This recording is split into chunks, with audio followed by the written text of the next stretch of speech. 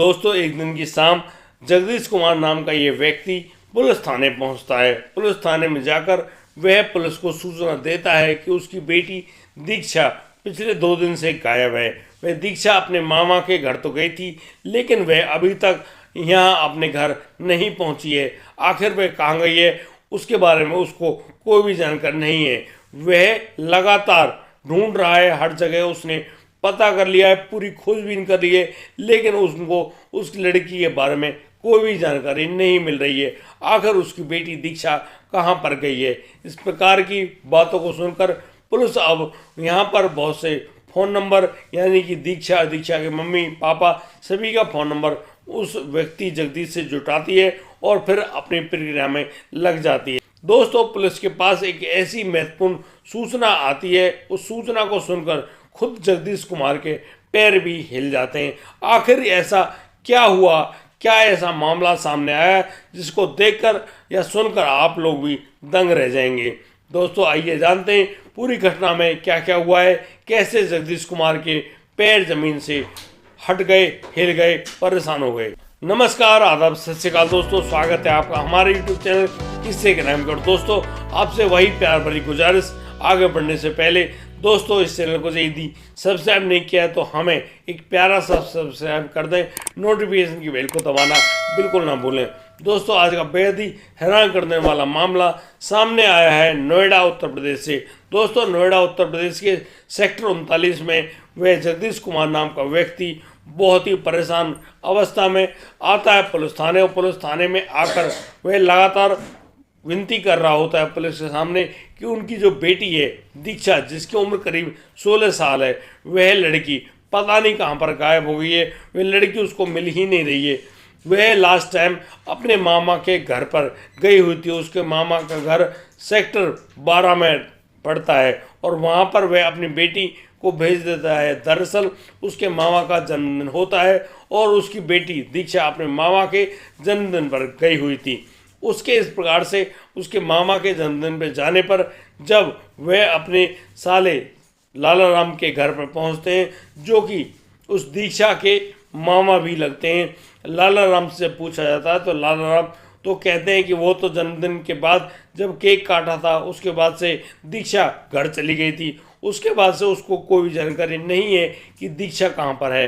दोस्तों अब उस प्रकार से उस व्यक्ति जगदीश कुमार ने अपनी बेटी दीक्षा की हर जगह तलाश करी, हर तरीके से उसको जांचा, लेकिन उसके बारे में किसी को भी कोई भी जानकारी नहीं है। उसके दोस्तों मित्रों के पास फ़ोन वगैरह किए हैं, लेकिन उसके बावजूद भी किसी ने कोई भी जानकारी नहीं दे पाए।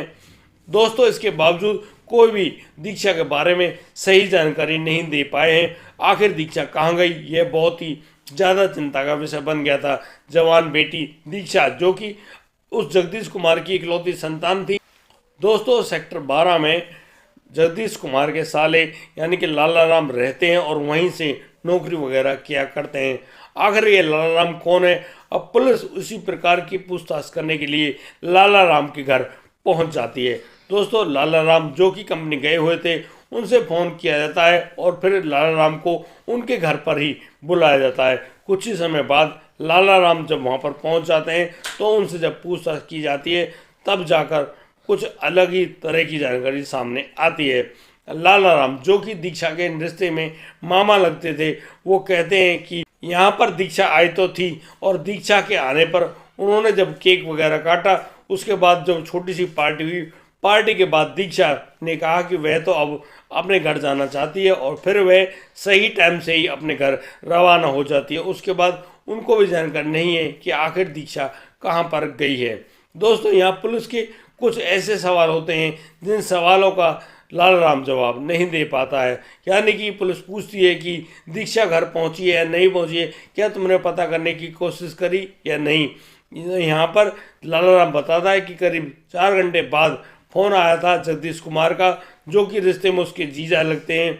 वो पूछते हैं कि दीक्षा कहाँ पर है, तो यहाँ पर लाला राम कह देता है कि करीब 2 घंटे पहले वो लड़की यहाँ से जा चुकी होती है, लेकिन वह उस घर पर नहीं पहुँची है।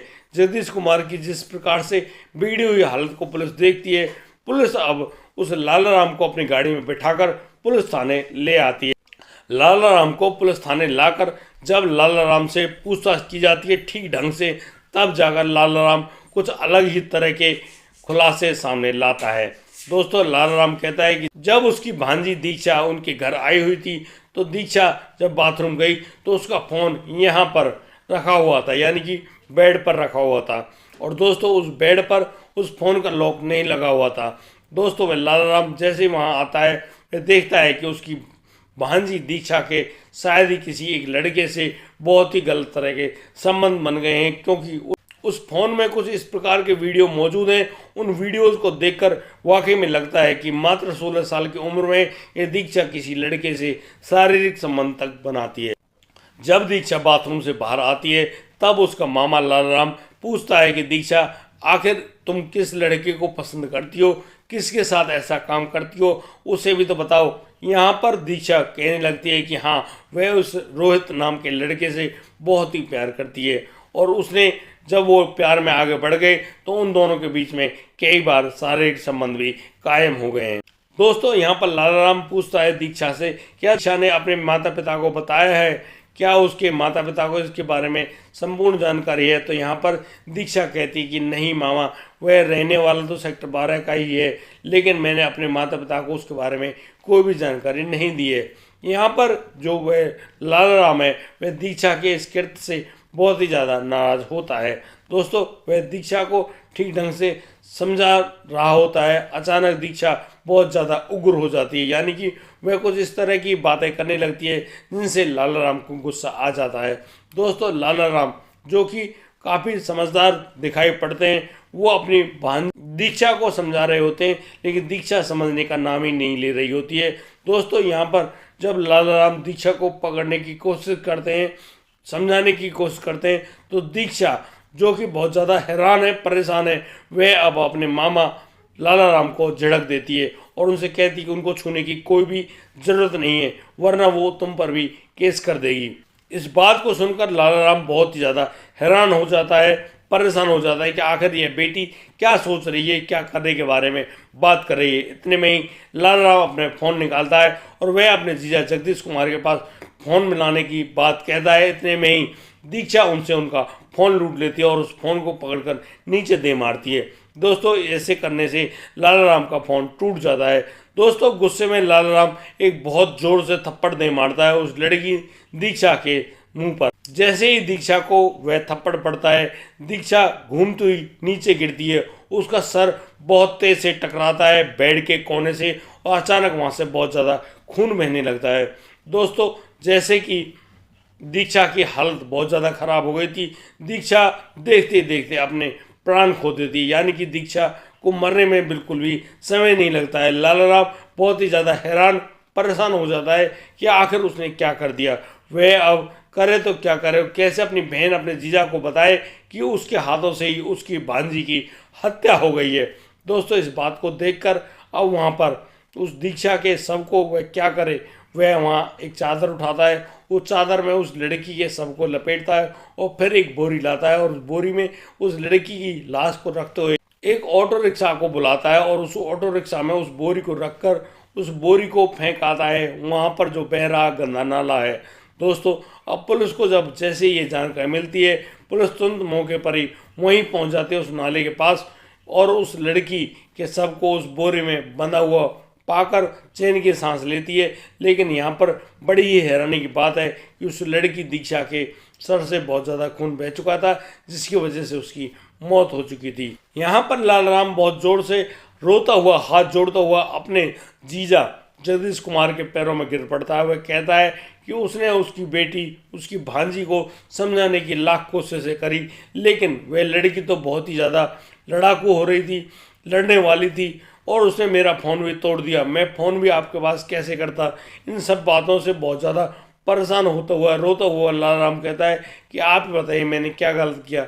जगदीश सिर्फ एक ही जवाब देते हैं, तुमने मेरी बेटी दीक्षा को जान से मार दिया, यही तुम्हारा दोष है। पुलिस अब उस लड़के लाला राम को गिरफ्तार करते हुए उसको ले जाती है पुलिस थाने। दोस्तों आज की कहानी में सिर्फ इतना ही। अब दीजिए मुझे इजाज़त, मिलता हूँ कल, लाता हूँ एक और नया सनसनीखेज मामला। तब तक के लिए आप बढ़िया रहें, बेहतरीन रहें, अपना और अपने परिवार का बखूबी ख्याल रखते रहें। जय हिंद, जय भारत।